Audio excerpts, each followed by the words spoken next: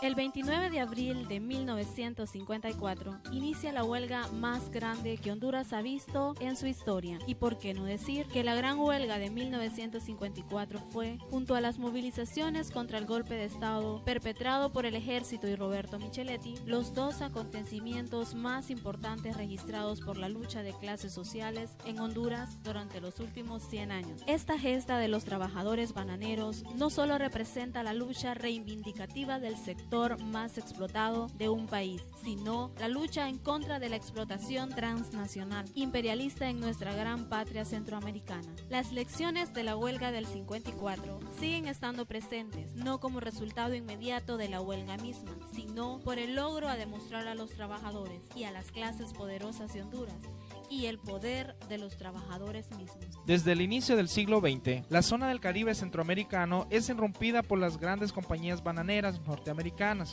Compañías como la Unity Fruit Company se apoderaron del paisaje atlántico de nuestros países. En aquella época, las economías de Nicaragua, Honduras y Costa Rica dependían en gran medida de la exportación de bananos hacia los Estados Unidos. En los años que precedieron a la crisis mundial de 1929 a 1930, los ingresos obtenidos del café y el banano representaban casi el 90% de los que producía la exportación en Costa Rica, Guatemala y El Salvador, y el 70% en Honduras y Nicaragua, donde la extracción de oro y plata seguía siendo importante. Al finalizar la Segunda Guerra Mundial, los modelos económicos van cambiando paulatinamente en la región, producto del boom de la posguerra. Pero en el caso de Honduras, la dependencia política de las transnacionales bananeras impide que se dé un desarrollo estructural de la economía. Es más, la dependencia económica y política de los gobiernos nacionalistas y liberales crea una simbiosis agradable para la oligarquía y las empresas bananeras imperialistas. Estos gobiernos ponían concesiones, disponibilidad de recursos naturales, inexistencia de leyes laborales como incentivos jugosos para las transnacionales bananeras. En la clase obrera bananera, todas estas concesiones dadas en las transnacionales crean sujetos sociales que serán actores en la vida económica y política. En caso de los enclaves bananeros en Honduras, se pueden contabilizar para 1953 alrededor de 35,000 trabajadores en plantaciones bananeras. Desde 1916, en la Cuyamel Fruit Company, hubo una huelga de trabajadores que brilló por el silencio de la prensa de la época. En agosto de 1920, en Baccaro Bros Company, los trabajadores se declararon en huelga reclamando mejoras salariales. El gobierno declaró el estado de sitio de la zona. Para septiembre, los trabajadores se reincorporaban a sus labores. En 1925, hay una huelga en las plantaciones de caña de la Cuyamel, contando con el apoyo de los trabajadores de las otras compañías bananeras. Para 1930, en La Ceiba, estalla una huelga que exigía mejoras en las condiciones de trabajo. Como en otras ocasiones, el gobierno declara el estado de sitio y reprime a los trabajadores. Las crudas condiciones laborales hacían que afloraran algunas luchas esporádicas en las zonas de enclaves bananeros. Poco a poco y a través de años de lucha, en los enclaves se va madurando la conciencia de la clase trabajadora.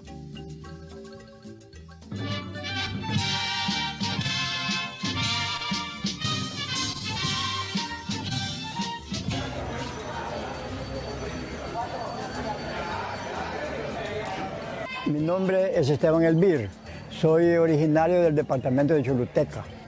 La bulla de la costa norte me hizo venir acá a este lugar y eso me hizo vivir la experiencia del movimiento de la huelga. Antes de la huelga, cada capataz tenía un riel en su casa.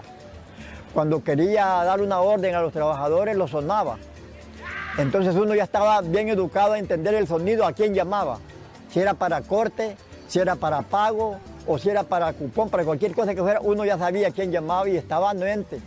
Y con la huelga nosotros descolgamos los rieles, los botamos y ya después el capataz ya no sonaba más riel, sino que iban de nosotros a decirles qué íbamos a hacer otro día. Las luchas obreras no paran durante la dictadura carista, aunque son reprimidas. En 1944 hay una gran manifestación en San Pedro Sula, la cual es tremendamente reprimida hasta convertirse en una masacre. La protesta estaba encaminada a denunciar los excesos de la dictadura, exigiendo libertades democráticas. Durante la dictadura, liberales y comunistas eran asesinados y exiliados. La represión fue la antesala para que la huelga de 1954 estallara con las magnitudes en que aconteció. En 1954 fue un año bastante convulsivo en el norte de Centroamérica. En el caso de Honduras, los partidos Liberal y Nacional llegan a un impasse electoral al no obtener ninguno de los dos una amplia mayoría en las elecciones generales. En la segunda vuelta presidencial, el fraude se hizo presente, dándole la oportunidad a Lozano Díaz, en ese momento presidente de la República, de disolver el Parlamento apoyándose en las Fuerzas Armadas. En ese marco nacional y regional, y a medida que avanzaba el año de 1954, las relaciones entre las compañías bananeras y trabajadores sulfuraban poco a poco. Por toda la costa norte, los aires que exigían aumento salarial se encontraban con el calor de la explotación. Desde algunos años atrás se difundía en la zona bananera la propaganda de los periódicos Voz Obrera y Vanguardia Revolucionaria, editada por el Partido Democrático Revolucionario Hondureño. La propaganda de izquierda lograba distribuir 7,000 periódicos semanales. En estos se llamaba a organizar sindicatos. Se exigían jornadas laborales de 8 horas, seguridad social y pago doble de días festivos. Como es de suponer, el trabajo estructural era clandestino. En términos de la época, se hacía trabajo de hormiga.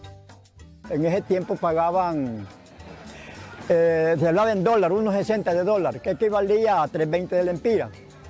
Trabajaba unos 8 horas. Pero el problema era que si a las 8, a cualquier hora de la noche venía un tren de balastre o algo, había que hacer otra cosa, a esa hora lo levantaban a uno, ir a hacer esa labor por el mismo horario que había hecho en el día. No le remuneraban nada. El 28 de abril de 1954, cuando los trabajadores de carga presentan una lista de reivindicaciones laborales a las compañías bananeras, la tela Wright Company, y esta rechazó el pliego petitorio, ocasionando que el 29 de abril se realizara una asamblea de trabajadores, que fue acompañada por la solidaridad de los trabajadores delegados por otros departamentos. Al día siguiente, la asamblea de unos 1,000 trabajadores decidió hacer una manifestación pública para conmemorar el Día Internacional de la Clase Trabajadora. La movilización no esperó mucho. En la mañana del 1 de mayo, los trabajadores salieron a desfilar para congregarse en el Parque Ramón Rosa, donde se pronunciaron los más acalorados discursos. Fue en ese motín que se leyó la declaratoria de la huelga de los trabajadores. La suerte estaba echada. Al igual que el calor del Caribe les da fuerza a los huracanes, así el calor del 1 de mayo inició el vendaval. Poco a poco, los sectores se fueron sumando a la huelga de los trabajadores bananeros.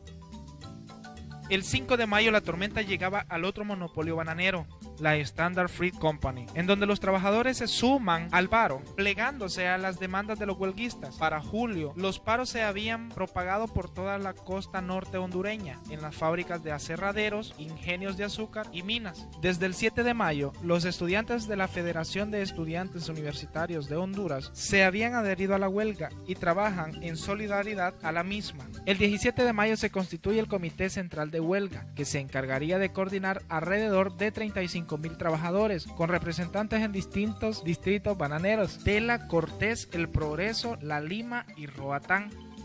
En el caso de la ciudad de Progreso, se creó el fenómeno de poder dual, es decir, que se formaron comités de apoyo de vigilancia, donde los trabajadores gobernaban la localidad. A pesar del gran movimiento que significó la huelga bananera, la falta de una dirección consecuente fue mermando la lucha de los trabajadores. Entonces esas situaciones hizo que la gente se indignara, pues, y se fue rebelando. El trabajador fue reclamando y fue recibiendo golpes, incluso hubieron hasta muertos porque había unos líderes, algunos compañeros líderes, ¿va?, que eran activos y querían organizarnos. Y el que se daban cuenta de que andaba en eso, de noche lo sacaban y otro día no sabía uno qué camino había agarrado. A la bulla era que habían hallado un muerto en el río Ulúa con una piedra amarrada y en ese orden. Y eso hizo que el trabajador pues se indignara y luego los líderes, ¿va? Entonces ya se hablaba de organizarse, pero eso era clandestino. Las sesiones se hacían de noche en las fincas, se ponían vigilantes, porque habían los famosos comanches, que vigilaban al trabajador para que no le decían que no subversiera, que no, ¿cómo se llama? Que no fuera a planificar una subversión.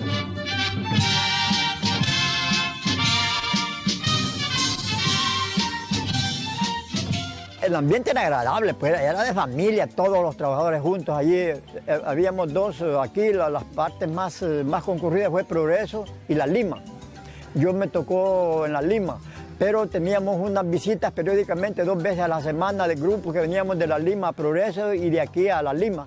Y en ese orden tuvimos todos los 69 días de huelga. En La Ceiba, la compañía logró un acuerdo separado con los trabajadores que se reincorporaron al trabajo, siendo la ciudad del Progreso el pico más álgido en lucha. La compañía y el gobierno combinaron represión con negación para debilitar y derrotar la huelga. Para el 9 de julio, los trabajadores acosados por la traición, represión y agotamiento terminaron firmando un acta que no cumplía con las exigencias de los trabajadores bananeros. Las consecuencias de la huelga no fueron inmediatas, pero la huelga demostró la fortaleza de los trabajadores. La respuesta del régimen fue modificar la estructura de denominación por el temor a una revolución social organizada para la clase obrera.